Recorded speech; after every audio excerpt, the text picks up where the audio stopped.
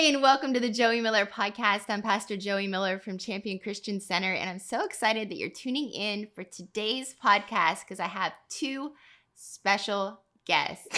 Today, we're talking about church kids, what it's like to be a Christian in a very secular world. And so, so I invited two of the most amazing teenagers that I know, my daughter Ava and my son Maddox, to be our guests today. Why don't you say hi?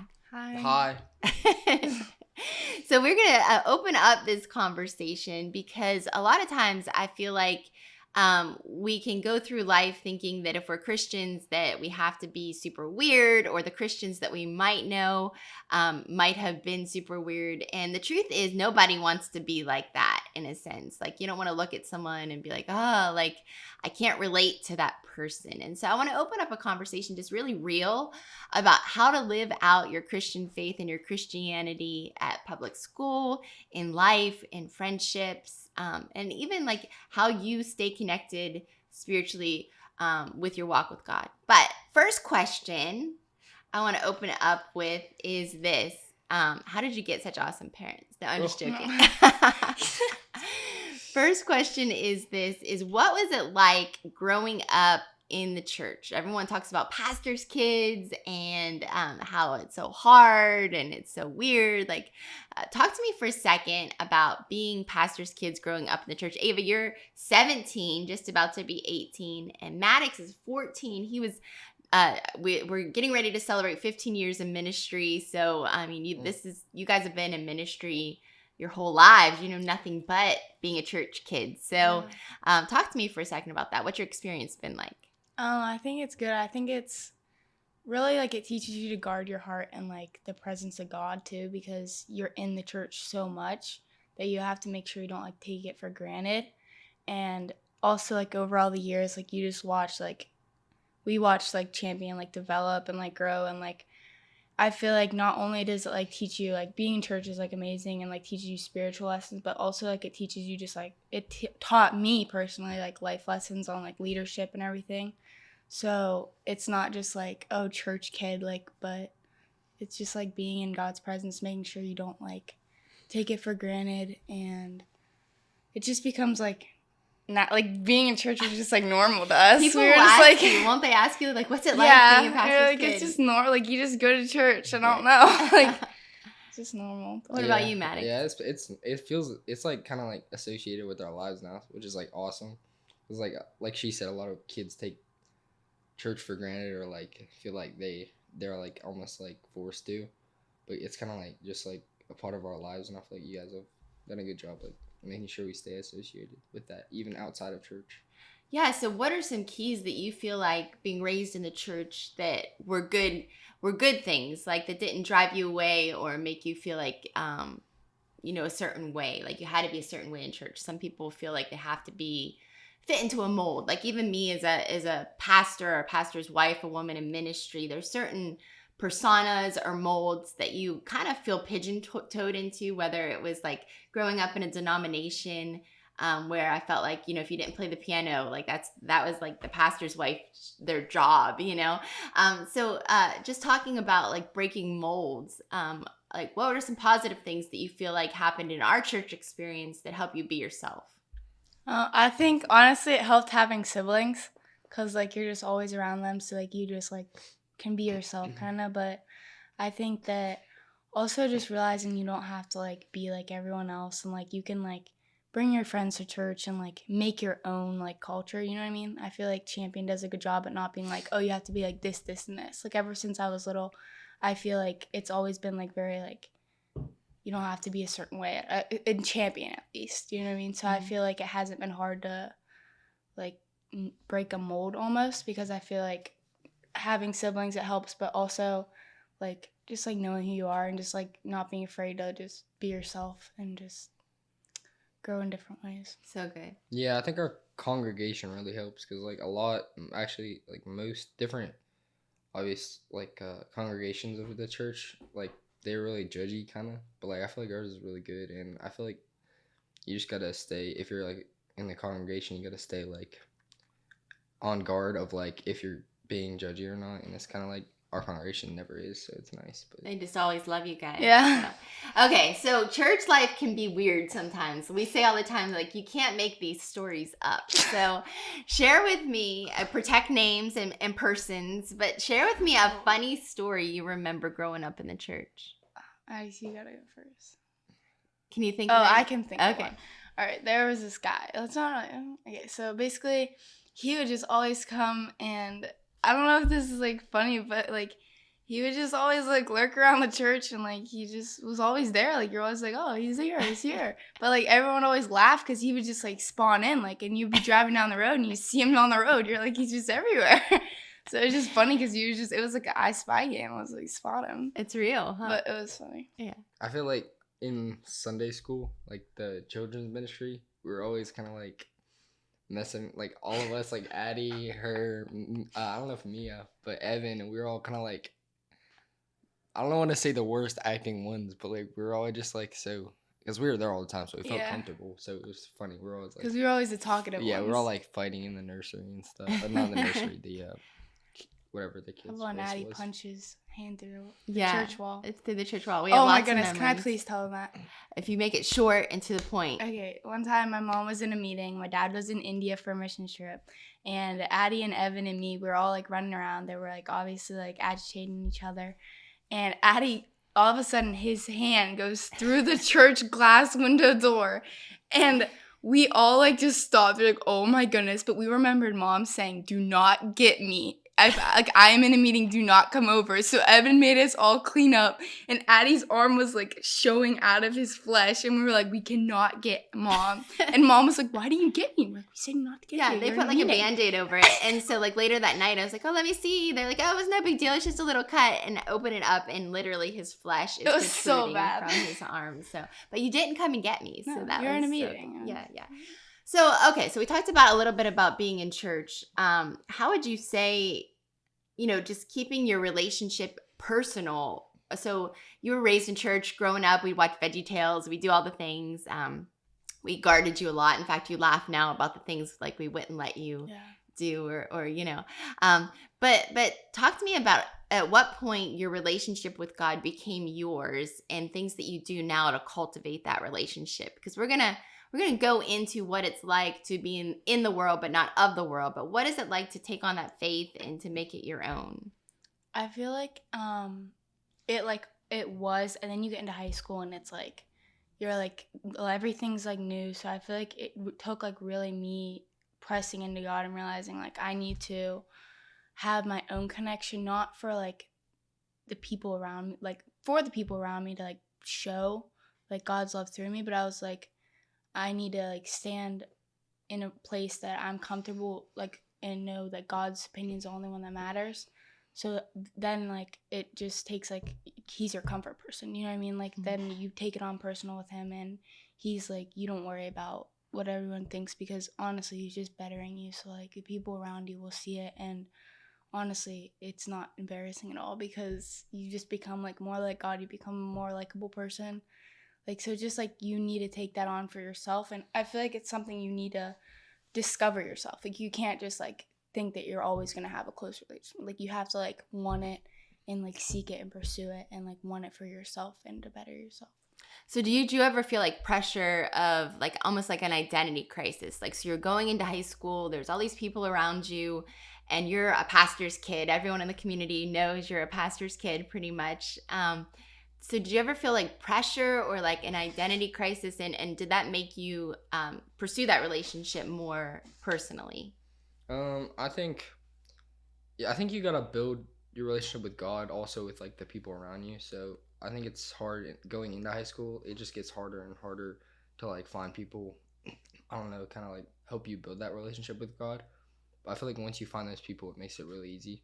Yeah. So I think you just need to like, I don't know, watch who you're with, watch like if you need to like cut people off, you can, it's like and kind of knowing who you are and being true to that, right? Because there's a principle that whoever you are is gonna like draw like spirits to you. So if you're pretending to be someone who you're not, you're gonna draw the wrong people. But if you are like, no, I know I'm like a Christian first and foremost, you're gonna draw people who have similar values to you? I know you've both led friends to the Lord. I know you've both done like Bible studies with group online, like Bible studies with your friends. So I love the scripture. It's in Romans 12:2. It says, "Do not be conformed to this world, but be transformed by the renewal of your mind." And there's a whole concept that as Christians, we're going to be in the world, but we're not of it. So we never put you into Christian school or homeschooled you, which is a personal decision that we prayed about. I thought you guys would always just go to Christian school. And then when COVID happened, I was like, oh, this is great. We're going to give homeschool a run. And we tanked miserably. I'm not a good homeschooling mom. Yeah, that's on me. So, but you've been in public school. So talk to me about the concept of not being like conformed, which is like becoming like the world, even though you're in that for so many hours a day. What would some advice be to somebody who is in a world? So not only for kids, but like adults go into the workplace, they go into, situations where not everybody is a Christian. We wish we can just stay in this Christian bubble, but we can't. So speak into that for a second. Yeah, I think it's important to like not cut yourself off from like the world as a whole, because like that obviously is not good for you at all. That's not what God wants for you, because that's gonna ultimately just cut off your opportunities to reach people. So I think you need to like I don't know, I think it's good that we're in public school because that just makes more opportunities. I think for like the longest time too, like you want to feel like involved, and like I know me personally, like with my class, like I never felt like really like involved or like almost like a part of it in a way. Like like I was always kind of like, I didn't have like very many like friends and stuff, so it's like you have to guard like who you are and like know who you are in God, because like some people, if they don't know who they are and they don't have friends, like they'll do anything to make those friends. So you just need to make sure that like in the public place, you know that like what God says about you is the only opinion that matters, and that you don't have to like conform to any of like the unchristianity around you to fit in, and that like being in a place where a lot of people are like Christians but not close to God, like you don't have to shove Christianity down their like mouth. Like if you're just a nice person, then like God will open doors in the high school, which is like great, because I feel like in Christian school, like I just feel like in public school you get like, we personally got like opportunities to be like, oh, like you should come to church, and they're like, oh, like well I came and like it really touched me. Like it's like life-changing for a lot of people to just be in God's presence. So I think that it's almost like a missionary, like it's like a place to just like spread like God's word, because I feel like a lot of people are like, oh, you go to public school, like that's bad, but like it's just like an opportunity to like share God's love, and yeah, just by being like nice and godly. So it's a mission field, basically. Yeah. So what do you think is the biggest turnoff when somebody tries to witness to somebody who's not in the world, that makes them feel like, ooh, like I don't want that, or I could never be that, or I can't relate to you? Like, do you mean like, what do you mean? So like when you're sharing your faith with a friend, what do you feel like they like versus what they don't like when it comes to how to draw them in? I personally think that you shouldn't be like, oh yeah, you need to come to church. Like you can't like judge them. Like what I found is like if someone's like sharing something with you, like you don't have to be like, oh well yeah, you definitely should be in church, or like you should come. Like that's like not what God says you should do. Like you don't condemn them, because that just pushes them more away. Like you just like comfort them, like, hey, like I see where you're coming from. Like so basically being a friend first to them and comforting them and being like, hey, and then you could slide in like, you should come to like my church, like we have this like awesome like worship, and sharing your personal experiences. I felt help, because even with some of my friends that started coming recently, like I was like, you should come, like our worship's really good, like you can feel God's presence, like it's just peaceful. So like a lot of kids look for peace. That's good. In their life. So like just relating with them, not condemning them and being like, oh that's terrible, and judging them. Like even if you don't relate to them, just like listen, just be their friend and be there for them, and then God will work it out. Because I think a lot of times we can take the lie like they don't want what I have, and there's a proverb that says that we're not to envy the world's actually to envy us as Christians. And what that means is like they should want the peace and the joy that we have, but like Romans 12:2 said, it's easy to try to be like them, to have acceptance and feel normalized, rather than giving them something supernatural.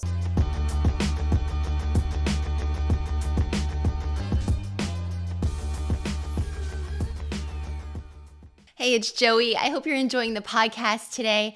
If you love the content here, I want to invite you to check out joiemiller.co for one of our mentorship programs. Whether you want mentored in being a mom or having a business, or even if you're a lady who is in full-time ministry, one of our ladies who lead packages might be great for you. So if you want to grow in your relationship with God and maximize the life God's given you, check out joiemiller.co today for your mentorship group.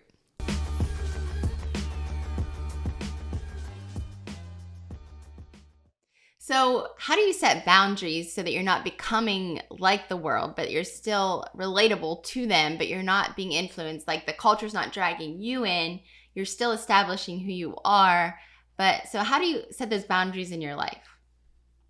I think it really just comes down to like your relationship with God, honestly. And that sounds like cliche and stuff. Like your Sunday school answer. Jesus, yeah, like Jesus. But like genuinely, like when you have that relationship with God, and also like being around the people for me personally, like my school, like if you're around that and you're hearing their stories, you're just like, it's like not worth it. Do you know what I mean? Like you hear like their like drama that comes with it and like their regrets. Like you're always around it and you're just like, why risk like the peace of like that God gives you over like, partying and like being like doing like worldly things? Like you see the consequences without even having to like take part in it. Yeah. So it's like making sure that you don't get tempted, but also like if you do get tempted, remind yourself like you see what it causes like every day in school. Like so you can be around it, but like also just knowing like just simple like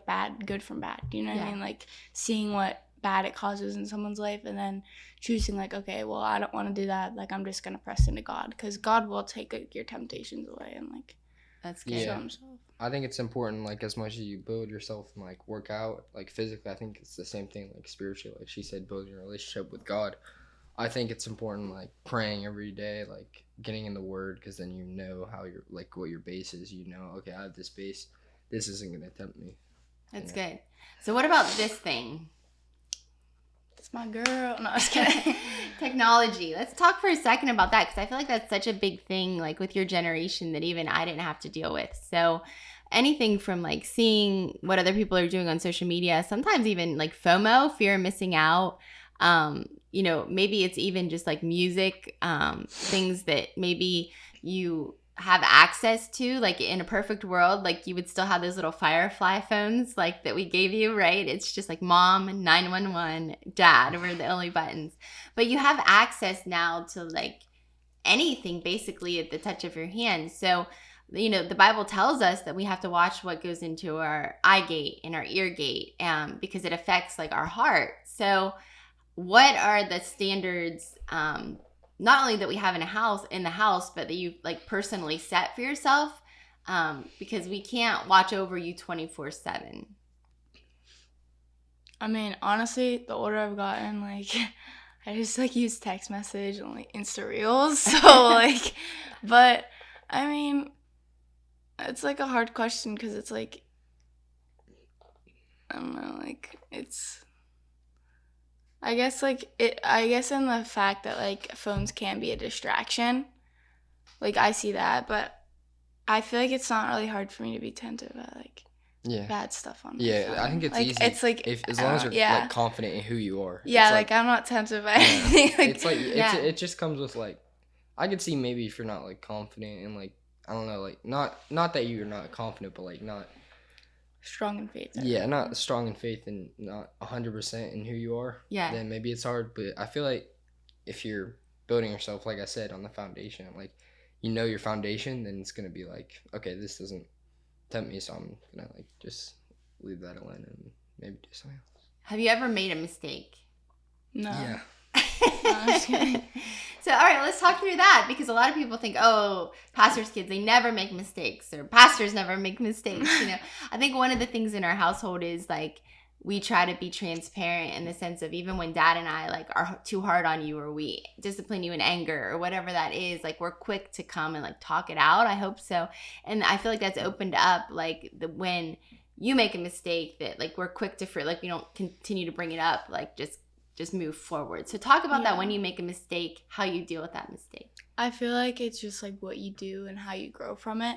Like you could, like, everyone makes mistakes. Like, we all make mistakes. It's not like, oh, like, pastor's kids don't make mistakes, or, like, they make more. Like, it's, because, I mean, everyone makes mistakes, so it's just how you, like, learn from it, how you grow from it, and making sure you don't go back, and, like, making sure that you don't turn. And I feel like it also helps with how you guys parent us, because when we make a mistake, you guys, like, teach it, like, you talk through it, and you're like, this is, like, why this is, like, a mistake, you shouldn't do this. And this is what we can do from now on to, like, grow from this. And then you guys, like, forgive us. So if you're, like, a parent, like, listening to this, just make sure, like, it means a lot to kids if you're not, like, if you do, like, truly have, like, God's love for your kids and, like, forgive. And, like, don't, like, hold anything over their heads once they make a mistake. Because, like, you make mistakes, too. Like, everyone makes mistakes. So, like, just, like, flip the script. Like, if I was, like, in their shoes, like, how would I want to be parented? So...